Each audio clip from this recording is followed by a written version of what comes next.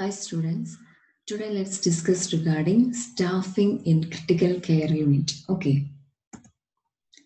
so as we all know that many staffs working in a critical care unit for the better recovery of patients. Okay, നമുക്ക് ഒരു critical care യൂണിറ്റിൽ ഒത്തിരി staffs നമുക്ക് work ചെയ്യുന്നത് അറിയാം. Okay, മെയിനായിട്ടും doctors അല്ലേ, പല ഡിപ്പാർട്ട്മെന്റിലുള്ള ഡോക്ടേഴ്സ് ലൈക്ക് ഇപ്പം ഒരു ക്രിട്ടിക്കൽ കെയറിൽ അഡ്മിറ്റ് ആവുന്നത് ഇപ്പം കാർഡിയക് ഐസിയു ആണെങ്കിൽ അവിടെ മെയിനായിട്ടും കാർഡിയോളജിസ്റ്റ് കാണും, പിന്നെ പേഷ്യൻസിനെ ഇവാലുവേറ്റ് ചെയ്യാൻ തന്നെ കൊറോണറി കെയർ ഇന്റൻസിവിസ്റ്റ് തന്നെ കാണും. സോ അങ്ങനെ ഓരോ ഡിപ്പാർട്ട്മെന്റ് വൈസ് ഡോക്ടേഴ്സ് നമുക്ക് കാണും. ദെൻ നേഴ്സസിന് ഒരിക്കലും നമുക്ക് അവോയ്ഡ് ചെയ്യാൻ പറ്റാത്ത ഒരു സ്റ്റാഫാണ് എപ്പോഴും ക്രിട്ടിക്കൽ കെയർ യൂണിറ്റിൽ. Then physiotherapist to improve their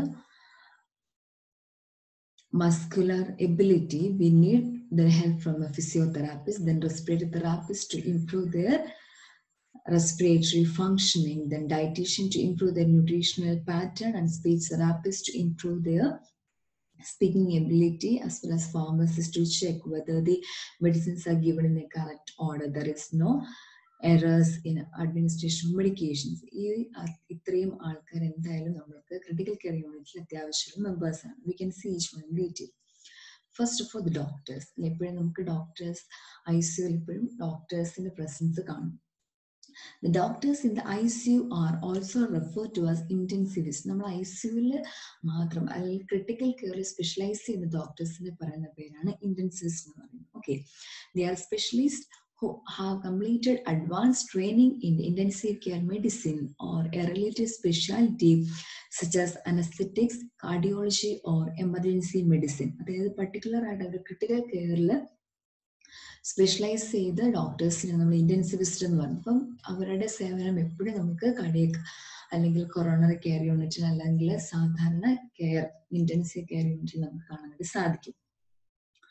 so എപ്പോഴും പേഷ്യന്റ് ഇവാലുവേറ്റ് ചെയ്യുന്ന അല്ലെങ്കിൽ എന്തെങ്കിലും ചെറിയൊരു പേഷ്യന്റിന്റെ ഡിറ്റീരിയേഷൻ അവർക്ക് ഐഡന്റിഫൈ ചെയ്ത് പ്രോംപ്റ്റ് ആക്ഷൻ എടുക്കാനായിട്ട് എപ്പോഴും നമുക്ക് ഡോക്ടേഴ്സിന് ആവശ്യമാണ്. Okay, they are responsible for coordination of patient care in the ICU and will consult with other specialist. ഇപ്പം ഒരു കാർഡിയക് ICUവിൽ ഡോക്ടർ വന്നു, കാർഡിയക് ICUവിൽ പേഷ്യന്റ് വന്നു, അഡ്മിറ്റ് ആയി, ഇന്റൻസിവിസ്റ്റിന്റെ റെസ്പോൺസിബിലിറ്റി ആണ് പേഷ്യന്റ് കണ്ടീഷൻ ഇവാലുവേറ്റ് ചെയ്യുക. ഇൻ കേസ് എന്തെങ്കിലും അല്ലെങ്കിൽ കാർഡിയോളജിസ്റ്റുമായി ഡിസ്കസ് ചെയ്യുമ്പോൾ എന്തെങ്കിലും നമുക്കൊരു കാർഡിയക് സർജറിയുടെ അല്ലെങ്കിൽ എന്തെങ്കിലും ഒരു ബ്ലോക്ക് അങ്ങനത്തെ ഒരു രീതിയിൽ കാണുന്നുണ്ടെങ്കിൽ they will inform the cardiac surgeon. അവരാണ് ഹയർ സ്പെഷ്യലിസ്റ്റ് നോക്കുക അല്ലെങ്കിൽ മറ്റു ഡിപ്പാർട്ട്മെന്റുമായിട്ട് കോർഡിനേറ്റ് ചെയ്ത് പോകുക. അതിന് കാർഡിയക് സർജൻ ഉണ്ടെങ്കിൽ അവർ വരുന്ന ഇവാലുവേറ്റ് ചെയ്യുന്നതിന് ആ രീതിയിൽ.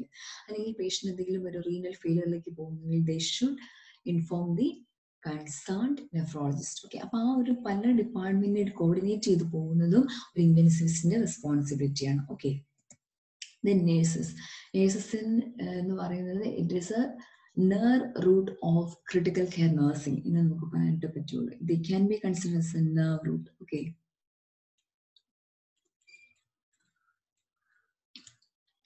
nurses in the ICU usually look after just 1 or 2 patients only. ഇപ്പോഴും നമുക്ക് ഒരു ഐഡിയൽ ICU പറഞ്ഞത് nurse patient ratio is 1:2. nurse patient ratio എന്ന് പറയുന്നത് 1:2 ആണ്, അല്ലെങ്കിൽ 1:1. 1:1 ആണ് ഐഡിയൽ എന്ന് പറയുന്നത്. മാക്സിമം നമുക്ക് 1:2 വരെ നോക്കാം. ഒരിക്കലും 1:3 എന്ന് പറയുന്നത് സ്റ്റാഫിന് എക്സീഡ് ആവുന്ന അല്ലെങ്കിൽ ഒരു ബാലൻസ് ചെയ്ത് പോകാൻ പറ്റാത്ത റേഷ്യോ ആണ് 1:3. ഇപ്പം ഒരു വെന്റിലേറ്റർ പേഷ്യന്റ് ആണെങ്കിൽ ഇപ്പോഴും we should provide in a ratio of 1:1. Okay. Many have special experience, education and training in caring for critically ill and injured patients. എപ്പോഴും ക്രിട്ടിക്കൽ കെയറിൽ വർക്ക് ചെയ്യുന്ന സ്റ്റാഫ് എന്ന് പറയുന്നത് ക്രിട്ടിക്കൽ കെയർ നഴ്സസ് എബിലിറ്റി ഉള്ള ആൾക്കാരായിരിക്കും. They should have enough experience to manage high equipments as well as to manage in an emergency situation. ഇപ്പോഴും നമ്മൾ critical care എന്ന് പറയുന്നത് ഒരു ക്രിട്ടിക്കൽ അല്ലെങ്കിൽ ഒരു എമർജൻസി നമ്മൾ എപ്പോഴും മുന്നിൽ കണ്ടുകൊണ്ടാണ് പ്രവർത്തിക്കുന്നത്. സോ ആ രീതിയിൽ അവർക്ക് ഡീൽ ചെയ്യാൻ പറ്റുന്ന എക്സ്പീരിയൻസ് ഉള്ള സ്റ്റാഫ് ആയിരിക്കണം വേണ്ടത്. Then their role is to give the drugs and fluids prescribed by the doctors, monitor a patient's BP, heart rate and oxygen levels, allowing for early identification of changes in a patient's conditions. എപ്പോഴും അവരെ monitor ചെയ്യുക. Continuous monitoring is necessary in critical care unit. എപ്പോഴും patient vital signs assess ചെയ്യുക. അതുപോലെ തന്നെ patient saturation level എപ്പോഴും ICUവിൽ വെന്റിലേറ്ററിലുള്ള patients ആണെങ്കിൽ they should monitor the saturation level. Saturation drop ആവുന്നുണ്ടോ, ആ കാര്യങ്ങളെല്ലാം നമ്മൾ ഐഡന്റിഫൈ ചെയ്യണം.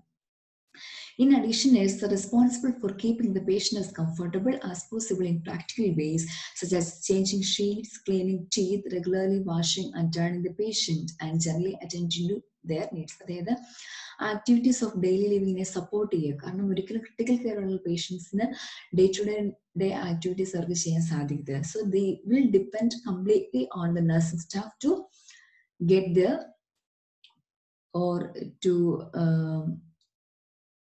implement or to get their daily activities. They need support from the nursing staff. The physiotherapist,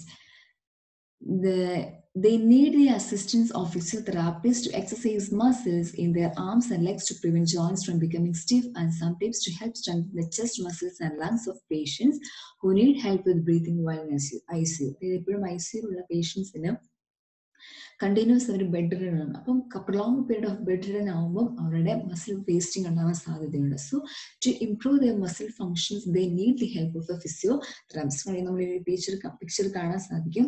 ഈ ഒരു പേഷ്യന്റ് വൺസ് റിക്കവറി ആയി വരുന്ന പേഷ്യന്റ് ആണ്. ആ രീതിയിലും പേഷ്യന്റിനെ ഇംപ്രൂവ് ചെയ്യാൻ, അല്ലെങ്കിൽ അവരുടെ മസിൽ ആക്ടിവിറ്റീസിനെ കോർഡിനേറ്റ് ചെയ്യാനായിട്ട് എപ്പോഴും ഒരു ഫിസിയോതെറാപ്പിസ്റ്റ് ആവശ്യമാണ്. ഈവൻ പേഷ്യന്റ് വെന്റിലേറ്റർ സപ്പോർട്ടിലാണെങ്കിൽ പോലും, അവർ സെഡേഷൻ ആണെങ്കിൽ പോലും അവരുടെ range of motion exercise, passive range of motion എക്സസൈസിനെ പ്രൊമോട്ട് ചെയ്യാൻ ഫിസിയോതെറാപ്പിസ്റ്റിന് സാധിക്കും. They are there to help recovering patients with exercises to aid their physical strength after a long period and when preparing them to become mobile. Once അവര് ICU recover ആയി കഴിഞ്ഞാലും വീണ്ടും അവർക്ക് day to day activities ചെയ്യാൻ ability ഉണ്ടാക്കിയെടുക്കാനായിട്ട് ഫിസിയോതെറാപ്പിസ്റ്റിന് സാധിക്കുന്നു. Then respiratory therapist. എല്ലാ high intensive care യൂണിറ്റിലും നമുക്ക് respiratory തെറാപ്പിസ്റ്റിന്റെ services നമുക്ക് കിട്ടാറുണ്ട്. They work closely with the physician and nurses to provide airway management, deliver oxygen, assist in managing ventilators, and administer breathing medications. എപ്പോഴും respiratory therapist responsibility ventilator പേഷ്യൻസിന് adequate ventilator support കിട്ടുന്നുണ്ടോ, എന്തെങ്കിലും blockage ഉണ്ടോ, അല്ലെങ്കിൽ ventilator സെറ്റിംഗ്സിൽ എന്തെങ്കിലും changes വരുന്നോ, അവരുടെ airway clear ആണോ, ഈ വക കാര്യങ്ങളെല്ലാം ഡോക്ടേഴ്സിനോടൊപ്പം തന്നെ നിന്ന് റെസ്പിറേറ്ററി തെറാപ്പിസ്റ്റ് ഇവാലുവേറ്റ് ചെയ്യുന്നുണ്ട്. ഓക്കെ, ജസ്റ്റ് ഫിസിയോതെറാപ്പി കൊടുക്കുന്നു, അങ്ങനത്തെ കാര്യങ്ങൾ കൂടെ ആണെങ്കിലും അവരുടെ മാക്സിമം സാച്ചുറേഷൻ ലെവൽ ഇംപ്രൂവ് ചെയ്യിക്കാൻ റെസ്പോൺസിബിലിറ്റിയാണ് എപ്പോഴും റെസ്പിറേറ്ററി തെറാപ്പിസ്റ്റിനുള്ളത്. Then dietitian. ഒരിക്കലും നമുക്ക് അവോയ്ഡ് ചെയ്യാൻ പറ്റാത്ത ഒരു പേഴ്സൺ ആണ് ഡയറ്റീഷ്യൻ എന്ന് പറയുന്നത്. കാരണം ന്യൂട്രീഷണൽ സ്റ്റാറ്റസ്, രോഗിയുടെ ന്യൂട്രീഷൻ സ്റ്റാറ്റസിന് ഇംപ്രൂവ് ചെയ്തെങ്കിൽ മാത്രമേ റിക്കവറി മാക്സിമം ആവുള്ളൂ. സോ ആ ഒരു പാർട്ട് നന്നായിട്ട് ഫങ്ഷൻ ചെയ്യുന്നത് ഡയറ്റീഷ്യന്റെ ഹെൽപ്പ് കൊണ്ടാണ്. Okay, the critical care dietitian is best placed to identify those at nutritional risk and those who are more likely to suffer harm if underfed. അപ്പോൾ ഏതൊക്കെ പേഷ്യൻസിനാണ് nutrition deficiency ഉള്ളത്, അല്ലെങ്കിൽ എന്തൊക്കെയാണ്, ഇപ്പം ചില പേഷ്യൻസിന് ICU അഡ്മിറ്റ് ആകുന്ന റീനൽ ഫെയിലിയർ കാണും, അല്ലെങ്കിൽ അവർക്ക് കാർഡിയക് പ്രോബ്ലംസ് കാണും. അപ്പൊ അങ്ങനെയുള്ള പേഷ്യൻസിന് സോഡിയം റെസ്ട്രിക്ഷൻസ് കാണും, അല്ലെങ്കിൽ പൊട്ടാസ്യം റെസ്ട്രിക്ഷൻ കാണും. അപ്പൊ ആ രീതിയിലുള്ള ഫുഡാണ് വേണം കൊടുക്കാൻ. അല്ലെങ്കിൽ അങ്ങനത്തെ പൊട്ടാസ്യം റെസ്ട്രിക്ഷൻ കൊടുക്കുമ്പോൾ they have to inform the nurses to reduce the intake or reduce the administration of high potassium. കാരണം പൊട്ടാസ്യം കണ്ടെയ്നിങ് ചിലപ്പം ഡ്രഗ്സ് കാണും, അത് മാക്സിമം അവോയ്ഡ് ചെയ്യുക, അല്ലെങ്കിൽ അതിനെപ്പറ്റി ഒരു ഇവാലുവേഷൻ കൊടുക്കാനും ഡയറ്റീഷ്യന് സാധിക്കും.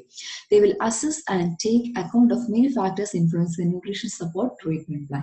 These include assessing nutritional risk, age and degree of inflammation, and number of organ failures, comorbidities, projected length of stay, and GI functions. അതായത് ചില പേഷ്യൻസ് കംപ്ലീറ്റ്ലി ബെഡ് ആണെങ്കിൽ, ഇപ്പോഴും ICU പേഷ്യൻസ് അങ്ങനെയായിരിക്കും. So they will start the nasogastric feed. In case പേഷ്യന്റിന് nasogastric feed പറ്റുന്നില്ലെങ്കിൽ PEG feed നമ്മൾ start ചെയ്യും. PEG feed എന്ന് പറയുന്നത് ജെജുനോസ്റ്റമി ഫീഡിലൂടെ, എൻഡോസ്കോപ്പി ജെജുനോസ്റ്റമി ഫീഡിലൂടെ നമുക്ക് പേഷ്യന്റിന് ന്യൂട്രീഷൻ കൊടുക്കാൻ പറ്റും. സോ പേഷ്യന്റ് എബിലിറ്റി അവർക്ക് എടുക്കാൻ പറ്റുമോ, ഇൻ കേസ് അവര് വീൻ ഓഫ് ചെയ്ത് വെന്റിലേറ്ററിൽ നിന്ന് വീൻ ഓഫ് ചെയ്താൽ അവർക്ക് വേണമെങ്കിൽ ഓറലി വേണമെങ്കിൽ സ്റ്റാർട്ട് ചെയ്യാം, വൺസ് കണ്ടീഷൻ ഓക്കെ ആയി കഴിയുമ്പോൾ. അപ്പൊ ആ രീതിയിലൊക്കെ അസസ്മെന്റ് ചെയ്യുന്നത് ഡയറ്റീഷ്യൻ ആയിരിക്കും. ഇപ്പൊ എങ്ങനത്തെ ഫുഡാണ് കൊടുക്കേണ്ടത്, എത്ര കാലറി ഉള്ള ഫുഡാണ്, അല്ലെങ്കിൽ എത്ര പ്രോട്ടീൻ കണ്ടന്റ് ഉള്ള ഫുഡാണ്, ഇതൊക്കെ എപ്പോഴും ഡയറ്റീഷ്യന്റെ റെസ്പോൺസിബിലിറ്റിയാണ്. Then speech therapist. Speech therapist involve the weaning process for tracheostomy and ventilator dependent patients in addition to the rehabilitation of swallowing and communication difficulties. എപ്പോഴും ക്രിട്ടിക്കൽ കെയർ പേഷ്യൻസ് എന്ന് പറയുന്നത് കൂടുതലും വെന്റിലേറ്റർ സപ്പോർട്ടുള്ള പേഷ്യൻസ് ആയിരിക്കും. ഒരു 1 week വെന്റിലേറ്റർ സപ്പോർട്ടിൽ നമുക്ക് patient കിടത്തി കഴിയുമ്പോൾ we will change into A tracheostomy. ഇപ്പോൾ ട്രക്കിയോസ്റ്റമിയിലേക്ക് നമ്മൾ മാറ്റും. ഓക്കെ, അപ്പം ട്രക്കിയോസ്റ്റമി ഉള്ള പേഷ്യൻസിന് എപ്പോഴും കമ്മ്യൂണിക്കേഷൻ ഡിഫിക്കൽട്ടീസ് വരാറുണ്ട്. സോ അങ്ങനത്തെ സിറ്റുവേഷൻസിൽ ഒരു വീനിങ് പ്രോസസ്സിൽ നമുക്ക് എപ്പോഴും ഹെൽപ്പ് വേണ്ടത് സ്പീച്ച് തെറാപ്പിസ്റ്റിന് ഹെൽപ്പാണ്. ഓക്കെ, അപ്പം അവരാണ് ഇവാലുവേറ്റ് ചെയ്യുന്നത് പേഷ്യൻസിന് എങ്ങനെ സംസാരിക്കാൻ പറ്റും, അതിൽ സ്വാളോയിങ് എബിലിറ്റി ഉണ്ടോ. നമ്മൾ എൻഡോട്രക്കിൽ ഇൻറ്റുബേറ്റ് ചെയ്ത് കഴിഞ്ഞിട്ട് കുറേ നാൾ കഴിയുമ്പോൾ പേഷ്യന്റ് എക്സ്റ്റുബേറ്റ് ചെയ്ത് കഴിഞ്ഞ സമയത്ത് പേഷ്യന്റ് ഭയങ്കര ഡിഫിക്കൽട്ടി ആയിരിക്കും സ്വാളോ ചെയ്യാനായിട്ട്. സോ ആ ഒരു ഡിഫിക്കൽട്ടി അസസ് ചെയ്ത് പതുക്കെ പേഷ്യന്റ് സ്വാളോയിങ് എബിലിറ്റി അറ്റൈൻ ചെയ്തതിനു ശേഷമാണ് ഓറലി സ്റ്റാർട്ട് ചെയ്യുന്നത്. ഓക്കെ, അപ്പം ആ രീതിയിലെല്ലാം പേഷ്യന്റ് ഇവാലുവേറ്റ് ചെയ്ത് അവരെ സപ്പോർട്ട് ചെയ്ത് നിൽക്കുന്നത് സ്പീച്ച് തെറാപ്പിസ്റ്റിന്റെ ഒരു ഹെൽപ്പോടുകൂടെ മാത്രമാണ്. Okay, then pharmacist attend ward rounds and assist doctors and nurses with advice regarding medications as well as ensuring a supply of medications for patients. എപ്പോഴും നമ്മൾക്ക് ICUസിൽ ഒരു ക്ലിനിക്കൽ ഫാർമസിസ്റ്റ് എന്ന് പറയുന്ന ഒരു പോസ്റ്റ് ഉണ്ട്. ഓക്കെ, ക്ലിനിക്കൽ ഫാർമസിസ്റ്റ് അവരെന്താ ചെയ്യുന്നതെന്ന് ചോദിച്ചാൽ ദേ വിൽ ഇവാലുവേറ്റ് ഓരോ പേഷ്യന്റിന്റെയും റെക്കോർഡ്സ് അവർ ഇവാലുവേറ്റ് ചെയ്യും. പേഷ്യൻസിന് അഡിക്വേറ്റ് ആയിട്ടുള്ള രീതിയിലാണ് മെഡിസിൻസ് പോകുന്നത്. കാരണം സ്റ്റഡി ചെയ്ത പേഷ്യൻസ് ആണെങ്കിൽ അവർക്ക് ചിലപ്പം പ്രത്യക്ഷം നമുക്ക് പെട്ടെന്ന് തിരിച്ചറിയാൻ പറ്റത്തില്ല എന്തൊക്കെ മെഡിസിൻസ് ആണ് പോകുന്നത്, അല്ലെങ്കിൽ അങ്ങനത്തെ കാര്യങ്ങൾ. ഓക്കെ, സോ നമുക്ക് ചോദിച്ച് പല കാര്യങ്ങളും മനസ്സിലാക്കാൻ പറ്റത്തില്ല. So they will monitor the records adequate ആയിട്ടാണ് പോകുന്നത്. സോ ഇതുവഴി നമുക്ക് we can reduce errors, drug errors നമുക്ക് ഒഴിവാക്കാൻ പറ്റും. അഡിക്വേറ്റ് ആയിട്ടാണ് പേഷ്യൻസിന് കൊടുക്കുന്നത്. Monitoring adequate. ഇപ്പം ഹൈ റിസ്ക് മെഡിസിൻസ് ഒക്കെ ആണെങ്കിൽ അത് കറക്റ്റ് എമൗണ്ടിൽ തന്നെയാണ് പോകുന്നത്, അല്ലെങ്കിൽ അത് കൂടുതൽ കോംപ്ലിക്കേഷൻസ് ആയിരിക്കും. അപ്പൊ ആ കാര്യങ്ങളെല്ലാം ഇവാലുവേറ്റ് ചെയ്യാൻ ഫാർമസിസ്റ്റിന് പറ്റും. ഓക്കെ, അഡിക്വേറ്റ് ആയിട്ട് കിട്ടുന്നുണ്ടോ, എന്തെങ്കിലും ഡോസ് മിസ്സായിട്ടുണ്ടോ, പേഷ്യന്റിന് ആന്റിബയോട്ടിക്സ് കറക്റ്റ് ഡോസേജിൽ പോകുന്നുണ്ടോ, അതിന്റെ സ്ട്രെങ്ത് കറക്റ്റ് ആയിട്ടാണ് ഡോക്ടർ ഏത് രീതി തന്നെയാണ് ഇംപ്ലിമെന്റ് ചെയ്യുന്നത്, ഈ കാര്യങ്ങളെല്ലാം ഇവാലുവേറ്റ് ചെയ്യാനായിട്ട് ഫാർമസിന് സാധിക്കും. Then occupational therapist evaluate the ability of the patient to carry out everyday activities of daily living and develop treatment plans to improve their patient's ability. Once patient എന്ന് recover ആയി വരുമ്പോഴത്തേനും അവരുടെ everyday ആക്ടിവിറ്റീസിന് improve ചെയ്യിക്കാനായിട്ടുള്ള എബിലിറ്റിയിലേക്ക് എത്തിക്കുന്നതാണ് എപ്പോഴും occupation തെറാപ്പിസ്റ്റിന്റെ ജോലി എന്ന് പറയുന്നത്. അവരെപ്പോഴും ഒരു ഹൈ ടെർഷറി കെയർ ലെവലിൽ നമുക്ക് എക്സ്പെക്ട് ചെയ്യാവുന്ന ഒരു പോസ്റ്റാണ്. Okay, occupational therapist. And social worker, they are available at most large hospitals. They provide invaluable support for families of critically ill, including counselling and assistance with financial matters such as Centrelink. ഇപ്പം social worker എന്ന് പറയുന്നത് പല രീതിയിലും patients ഇപ്പോൾ once ഒരു critical illness വന്നു, അല്ലെങ്കിൽ പെട്ടെന്ന് MA മയോകാർഡിയൽ ഇൻഫാക്ഷൻ വന്നു, അതൊരിക്കലും പേഷ്യന്റിനെ സംബന്ധിച്ച് അവരുടെ ഫാമിലിയെ സംബന്ധിച്ച് അവരൊരിക്കലും എക്സ്പെക്ട് ചെയ്യാത്ത ഒരു ഇൻസിഡൻസ് ആയിരിക്കും. സോ അപ്പം വരുമ്പോൾ അവർ ഭയങ്കര എന്താ പറയുക ഡെസ്പ് ആവുന്നു, അല്ലെങ്കിൽ ഡിപ്രസ്ഡ് ആവുന്നു. അവർക്ക് അതിന്റെ ബാക്കി മാനേജ്മെന്റിനെ പറ്റി അറിയത്തില്ല.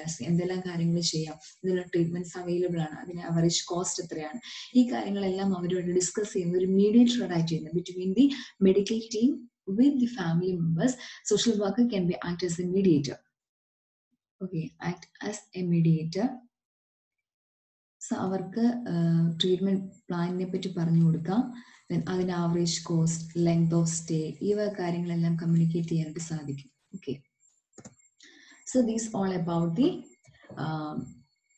staff members. Okay, doctors, nurses, pharmacists, occupational therapists, physiotherapists, respiratory therapists, etc. Then management policy.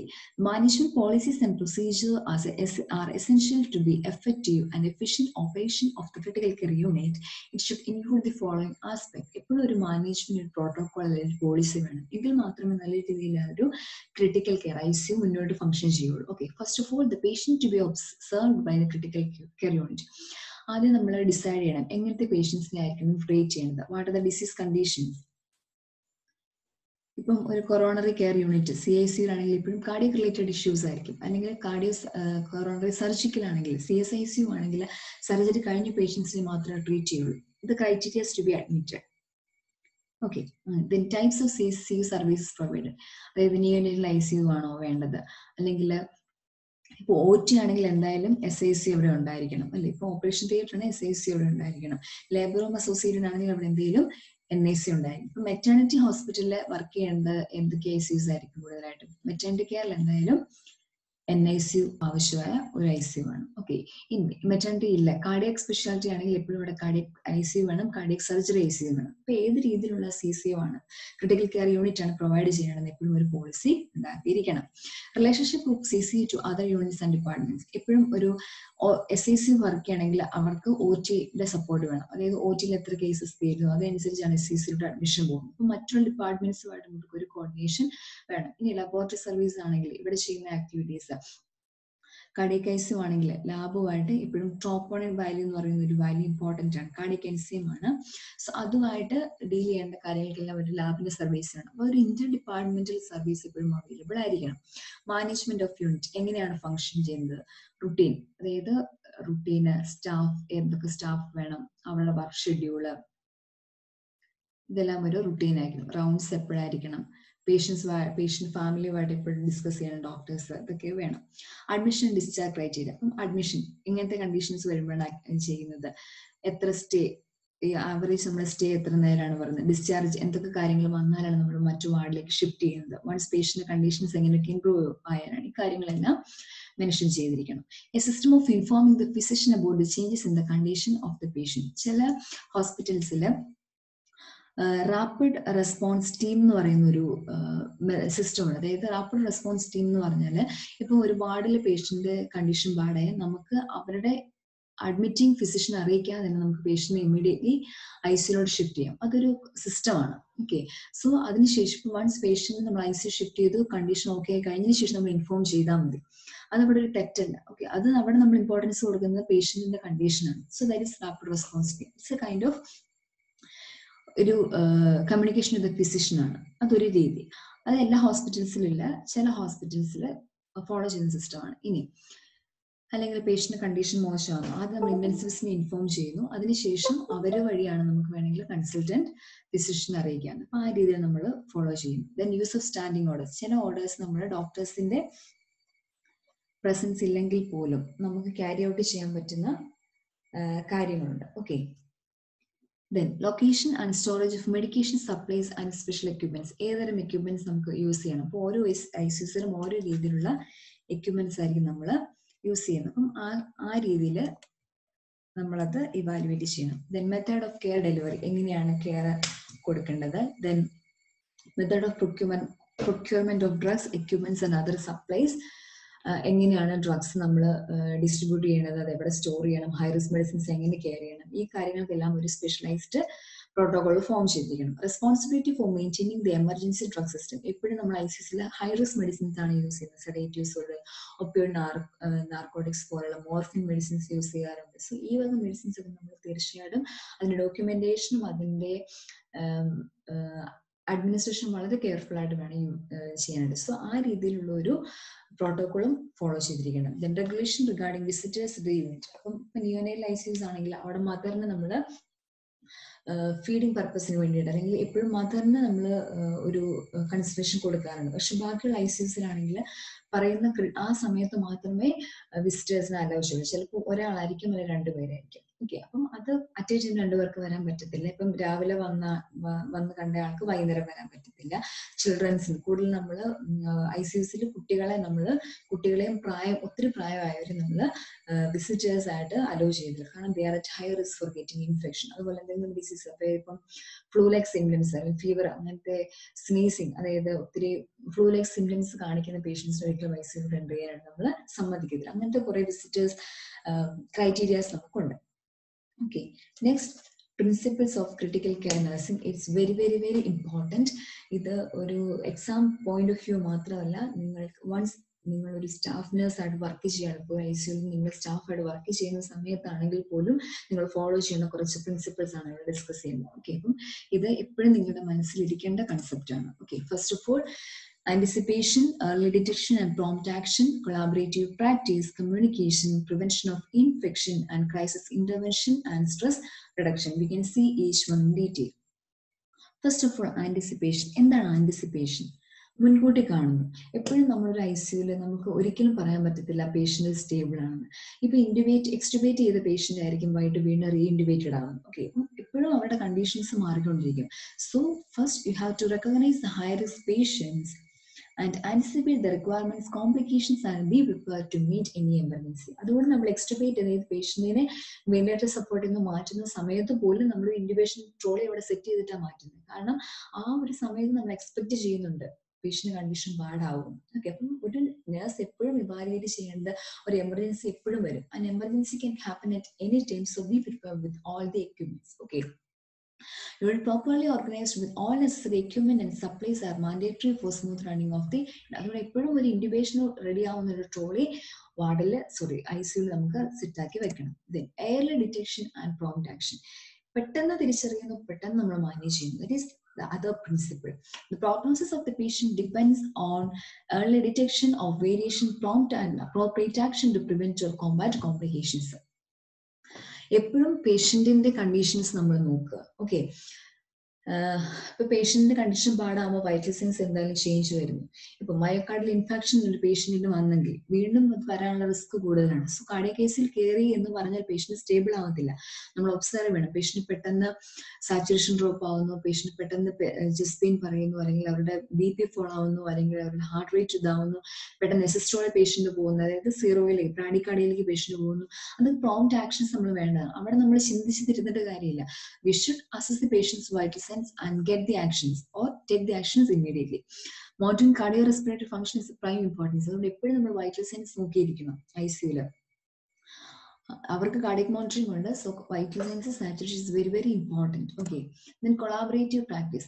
ഒരിക്കലും നഴ്സ് എന്ന് പറയുന്നത് അല്ലെങ്കിൽ ക്രിട്ടിക്കൽ കെയർ എന്ന് പറയുന്നത് ഒരാൾക്ക് മാത്രം കൊടുക്കാൻ പറ്റുന്നില്ല. It's A combined collaborative services അല്ലേ. അപ്പം collaborative practice between physicians and nurses working in the critical care unit fosters a partnership for decision making and ensures quality and compassionate patient care. Doctor തന്നെ ഇരുന്നാൽ critical care complete ആവത്തില്ല, നഴ്സുമാർ തന്നെ നിന്നാൽ പറ്റത്തില്ല. So it is A combination of combined therapy അല്ലേ. അപ്പൊ doctors പറയുന്ന രീതിയിൽ സ്റ്റാഫ് അത് ഒബേ ചെയ്തില്ലെങ്കിൽ, അത് ഫോളോ ചെയ്തെങ്കിൽ മാത്രമേ നല്ല രീതിയിൽ കെയർ കൊടുക്കാൻ സാധിക്കുകയുള്ളൂ. It is more and more warranted for critical care more than in any other field. മറ്റൊരു ഫീൽഡിനെ പോലെയല്ല ക്രിട്ടിക്കൽ കെയറിൽ ഒരു കൊളാബറേറ്റീവ് സർവീസിന്റെ ആവശ്യം നമുക്ക് നന്നായിട്ടുണ്ട്. ഡോക്ടേഴ്സ് ഒരു കാര്യം പറയുന്നു, അത് അപ്പൊ തന്നെ ഇംപ്ലിമെന്റ് ചെയ്യാം. ഇവിടെ ഡിലേ വന്നാൽ പേഷ്യന്റിന്റെ ലൈഫാണ് അവിടെ പോകുന്നത്. കമ്മ്യൂണിക്കേഷൻ ഇന്റർപ്രൊഫഷണൽ ഡോക്ടേഴ്സ് തമ്മിൽ, ഇപ്പം ഒരു ഡിപ്പാർട്ട്മെന്റ് വേറെ ഡിപ്പാർട്ട്മെന്റുമായിട്ട് സർവീസ് വേണമെങ്കിൽ, ഇപ്പൊ ഒരു കാർഡിയോളജിസ്റ്റ്, അതായത് ഇപ്പോഴും cardiac problem വന്ന പേഷ്യന്റിന് റീനൽ ഡാമേജ് ഉണ്ടെങ്കിൽ they have to inform the nephrologist. ഇനി കാർഡിയക് പേഷ്യന്റ് വന്ന് അവർക്ക് വീണ്ടും ബ്ലോക്ക് ഉണ്ടെങ്കിൽ they will inform the cardiac surgeon. അപ്പോൾ ഒരു ഇൻട്രാ പ്രൊഫഷണൽ റിലേഷൻഷിപ്പ് വേണം. ഇന്റർ ഡിപ്പാർട്ട്മെന്റ് മറ്റു ഡിപ്പാർട്ട്മെന്റിന്റെ സർവീസ് ആണ്. ലാബ്, ഫാർമസി, ഡയറ്ററി ഡിപ്പാർട്ട്മെന്റ്, അങ്ങനെ ഡിപ്പാർട്ട്മെന്റ് സർവീസ്. ഇന്റർപേഴ്സണൽ കമ്മ്യൂണിക്കേഷൻസ്, ഒരു ഷിഫ്റ്റിലുള്ള ആൾക്കാർ മറ്റേ ഷിഫ്റ്റിലോട് കമ്മ്യൂണിക്കേഷൻ വേണം. ഇൻ ബിറ്റ്വീൻ ഒരു ഷിഫ്റ്റിൽ തന്നെ ഉണ്ടെങ്കിൽ രണ്ട് സ്റ്റാഫുമാർ തമ്മിലാണ് കമ്മ്യൂണിക്കേഷൻ വേണം. So interprofessional, interdepartmental and interpersonal communication is very very important for the smooth running of a critical care unit. Prevention of infection. Prevention of infection എന്ന് പറയുന്നത് വളരെ ഇമ്പോർട്ടൻ്റ് ആയിട്ട് നമ്മൾ കൺസിഡർ ചെയ്യേണ്ട ഒരു ആസ്പെക്ട് ആണ്. കാരണം നോസോകോമൽ ഇൻഫെക്ഷൻ റേറ്റ് ഇപ്പോഴും ക്രിട്ടിക്കൽ കെയറിൽ കൂടാൻ സാധ്യതയുണ്ട്. ഒരു ICUവിൽ നോസോകോമൽ ഇൻഫെക്ഷൻ റിപ്പോർട്ട് ചെയ്താൽ അതിന്റെ അർത്ഥം ICU വേണ്ടത്ര രീതിയിൽ ഫങ്ഷനിങ് ആവുന്നില്ല, അല്ലെങ്കിൽ അത് നല്ലൊരു ICU അല്ല എന്നുള്ള രീതിയിലേക്ക് മാറും. ഓക്കെ, ഇപ്പൊ നോസോകോമൽ ഇൻഫെക്ഷൻ എന്ന് പറഞ്ഞാൽ എന്താണ്? വൺസ് പേഷ്യന്റ് അഡ്മിറ്റ് ആവുന്ന സമയം വരെയും അവർക്ക് ഇൻഫെക്ഷൻസ് ഇല്ല. അവർ അഡ്മിറ്റ് ആയി 24 hours അവർക്ക് ഇൻഫെക്ഷൻസ്, അല്ലെങ്കിൽ ഫസ്റ്റ് 2 or 3 ഡേയ്സിനുള്ളിൽ അവർക്ക് ഇൻഫെക്ഷൻസ് റിപ്പോർട്ട് ചെയ്തിട്ടുണ്ടെങ്കിൽ it can be considered as A nosocomial infection. Okay, ഇപ്പൊ വെന്റിലേറ്റർ കിടക്കുന്ന പേഷ്യൻസ് ആണ്, പലതരം ഇൻവേസീവ് ലൈൻസ് കാണും, അല്ലെങ്കിൽ സർജിക്കൽ ICU ആണെങ്കിൽ അവർക്ക് വൂൺസ് കാണും. So it can be act as A portal of entry four micro organisms. അപ്പോൾ ആ രീതിയിൽ നമ്മൾ കെയർ ചെയ്യുന്ന പേഷ്യൻസിന് കംപ്ലീറ്റ് കെയർ കൊടുക്കണം. അതായത് പ്രിവെൻഷൻ ഓഫ് ഇൻഫെക്ഷൻ എന്നുള്ളത് വളരെ ഇമ്പോർട്ടന്റ് ആണ്. So we have to wear the all personal protective equipments, and we have to monitor the patient's vital signs, and we have to monitor the invasive lines. Catheter ആണെങ്കിൽ catheter care കൊടുക്കുക, assess ചെയ്യുക colour of urine. Then endotracheal ആണെങ്കിൽ suction ചെയ്യുക, അല്ലെങ്കിൽ പേഷ്യന്റിന്റെ X-rays evaluate ചെയ്യുക, എന്തെങ്കിലും signs of pneumonia ഉണ്ടോ, കാരണം നോസോകോമിയൽ ഇൻഫെക്ഷൻസ് വന്നാൽ ഉണ്ടാവാറുണ്ട്, വെന്റിലേറ്റർ അസോസിയേറ്റഡ് ന്യൂമോണിയ ഉണ്ടാവാറുണ്ട്. ഓക്കെ, അപ്പോൾ critical patients requiring intensive care at greater risk than other patients due to the already immuno compromise state with antibiotic usage. എന്തുകൊണ്ടാണ് പേഷ്യന്റിന് റിസ്ക് വരുന്നത്? Mainly due to the antibiotic usage and stress and Invisaligns and mechanical ventilator support, long stay and severity of illness. ഇത്രയും കാര്യങ്ങളോടാണ് patient കൂടുതലും risk ആവുന്നത്. So അത് നമ്മൾ prevent ചെയ്യുക. അപ്പോൾ മാക്സിമം നമ്മൾ അസെപ്റ്റീവ് ടെക്നിക്സ് ഫോളോ ചെയ്യുക. Quality nursing care combined with vigilance surveillance programme can minimize the incidence of nosocomial infection. അത് നല്ല രീതിയിലുള്ള കെയർ കൊടുക്കുക. PPS യൂസ് ചെയ്യുക, ഹാൻഡ് വാഷിംഗ് നന്നായിട്ട് ചെയ്യുക, അസെപ്റ്റീവ് ടെക്നിക്സ് ഫോളോ ചെയ്യുക, സർജിക്കൽ ഡ്രസ്സിംഗ് ആണെങ്കിൽ സർജിക്കൽ അസെപ്റ്റിക്സ് ഫോളോ ചെയ്തിട്ട് ചെയ്യുക. Crisis intervention and stress reduction. എപ്പോഴും ICU എന്ന് പറയുന്നത് ക്രിട്ടിക്കൽ ആണെന്ന് പറയുമ്പോൾ തന്നെ നമ്മളുടെ മനസ്സിലാക്കി പെട്ടെന്ന് എന്തോ സംതിങ് ഒരു എമർജൻസി ആണെന്ന് അറിയാം അല്ലെ. ഇപ്പൊ ഒരാൾ ICU ആണെന്ന് പറഞ്ഞാൽ അവരുടെ ഫാമിലി മെമ്പേഴ്സ് ഓൾറെഡി ക്രിട്ടിക്കൽ കണ്ടീഷനിലേക്കാണ് പോകുന്നത് അല്ലെ. ഇപ്പം വൺസ് നമ്മൾ ഹോസ്പിറ്റലിൽ ചെല്ലുന്നു, പേഷ്യന്റ് കണ്ടീഷൻ പാടാവുന്ന ICU കയറ്റുന്നു, പിന്നെ നമുക്കറിയത്തില്ല എന്താണ് അവിടെ നടക്കുന്നത് അല്ലെങ്കിൽ എങ്ങനെയാണ് ഇംപ്രൂവ്മെന്റ് എന്ന് അറിയത്തില്ല. So there should be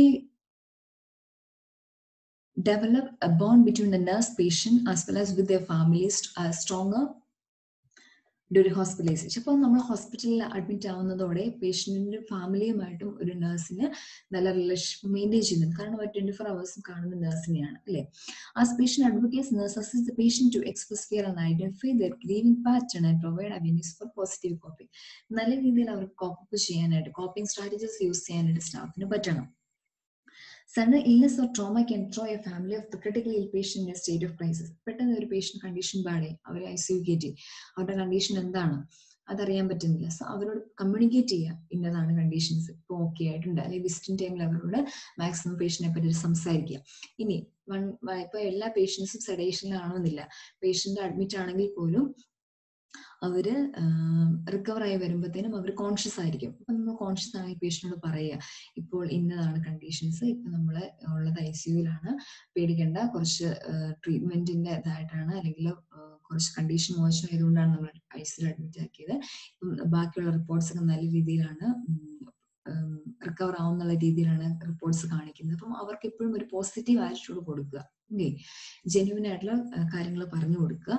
Then listening is a skill to be developed by every critical care nurse to handle the extreme complex feeling of patients who are in critical situation. Listen ചെയ്യുക, അവർ പറയുന്നത് കേൾക്കുക. ചിലപ്പോൾ അവർ aggressive ആകും, അവരൊട്ടും expect ചെയ്യാത്തൊരു കണ്ടീഷനിലാണ് അവർ കിടക്കുന്നത്. So അവർ ചിലപ്പോൾ aggressive ആകും, അല്ലെങ്കിൽ അവരുടെ കംപ്ലൈന്റുകൾ, അല്ലെങ്കിൽ ചിലപ്പോൾ മോണിറ്റർ അടിക്കുമ്പോൾ എപ്പോഴും അവർ ചോദിച്ചുകൊണ്ടിരിക്കും ഇതിനാണ് അങ്ങനെ ചെയ്യുന്നത്, അല്ലെങ്കിൽ ഇത് എന്തിനാ ചെയ്യുന്നത്. ചിലപ്പോൾ അവർ ഭയങ്കര പ്രൊവോക്ക് ചെയ്യും നേഴ്സിനെ. പക്ഷെ ആ സമയത്ത് നമ്മൾ മാക്സിമം ലിസൺ ചെയ്യുക, മാക്സിമം പേഷ്യൻസോടുകൂടി എമ്പതറ്റിക് ആണ് അവരോട് കെയർ ചെയ്യുക. ഓക്കെ, അപ്പോൾ പ്രിൻസിപ്പിൾസ് വളരെ ഇമ്പോർട്ടൻ്റ് ആണ്. ഒന്നുകൂടെ പറയാം: anticipation, early detection and prompt action, collaborative practice, communication, prevention of infection, crisis intervention and stress reduction. I hope today we have discussed regarding mainly the staffing pattern in an ICU. The staffs include doctors, nurses, physiotherapists, respiratory therapists, then occupational therapists, speech therapists, etc. Okay, and we have seen regarding the management policy that we have seen regarding many concepts like admission and discharge criteria, management of emergency medicines, and the types of ICUs as well as the types of patients to be treated in an intensive care unit. And we have discussed regarding the principles of critical care nursing, very, very important part. Mainly there are anticipation, principles of anticipation, early detection and prompt action, then collaborative services, communication, prevention of infection, and crisis intervention. Okay, I hope today you got an idea regarding these concepts. So please go through this note. If you have any doubt, you can contact me. Okay, thank you.